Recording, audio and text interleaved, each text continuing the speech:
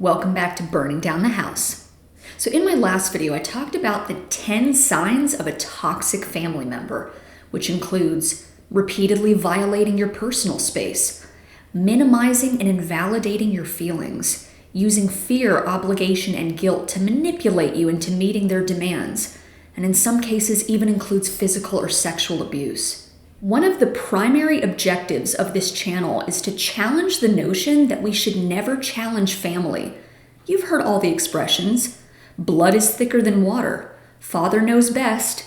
Family comes first. Basically, no matter what happens on the outside, family is this sacred institution, this home base we can always come back to for love and support. Now, if you're dealing with a generally healthy, well-adjusted family, this is absolutely the case. Family can be an invaluable source of love and support, but for others, it can be an endless source of pain and toxicity. Now again, I'm not a licensed clinical psychologist or family counselor, so I'm not here to pathologize your family or figure out why they are the way they are or make any kind of clinical diagnosis. That's not my job.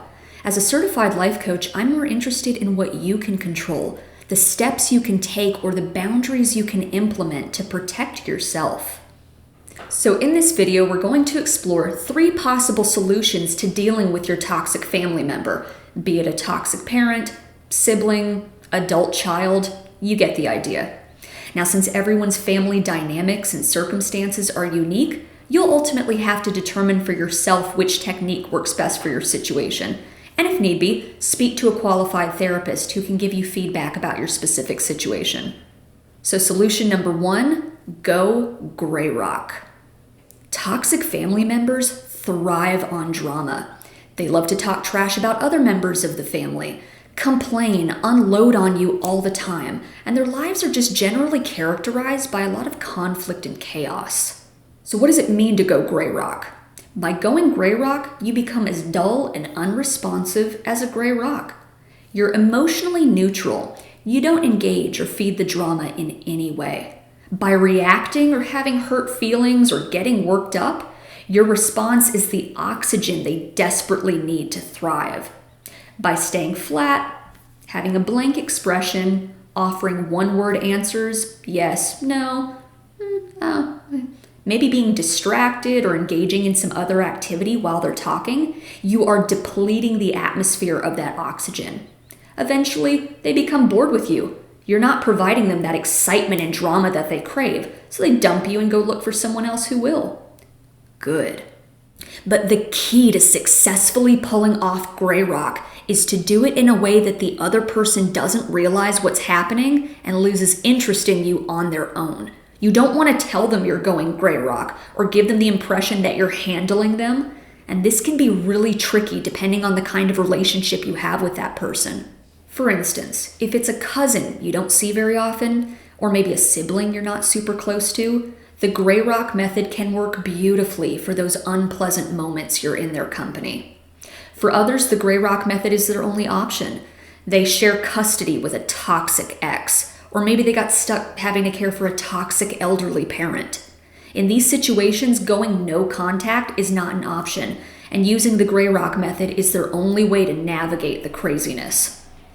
But what if it's a parent, a spouse, any relative really, who knows you really well, knows how to manipulate and exploit your vulnerabilities, knows what makes you tick, knows all the buttons to press? What then? They are going to be able to instantly tell that something is off about you, and it's gonna be bad. They're gonna become agitated, antagonistic, angry, in some cases may even become physically violent. At best, going gray rock is a short-term coping mechanism and not really a long-term solution. It's been noted that constantly suppressing one's emotions and enduring this kind of psychological terrorization has had really negative consequences on a person's mental and emotional health. So each person has to determine for themselves whether going gray rock is the best technique to use in their situation.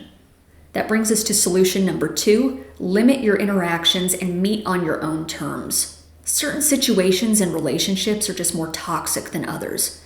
Maybe you determine it's necessary to go gray rock, or maybe it's just a matter of establishing certain boundaries. This can include avoiding certain subjects, setting time limits on the conversation, only meeting in public or bringing your own transportation, making sure alcohol isn't involved because when they start drinking, things are going to escalate and get heated. Maybe it means you bring a friend along to act as a buffer and kind of diffuse the situation.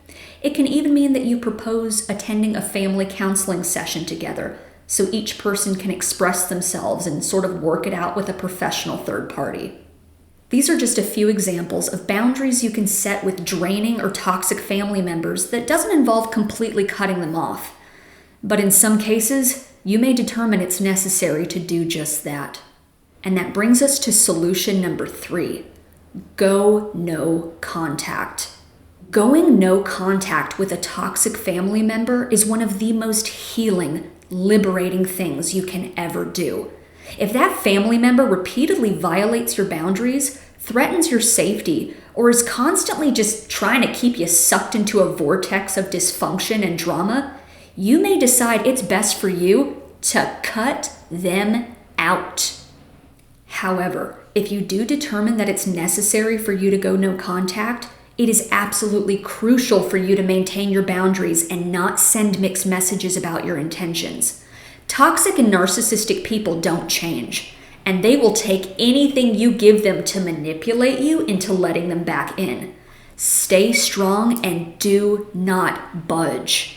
Lean on a friend, speak to a trusted therapist, or look for an online community of individuals who have been through the same thing who can help you navigate this transition. The bottom line is, despite what society drills into our brain about the sanctity of family, there is no shame in walking away from an abusive situation.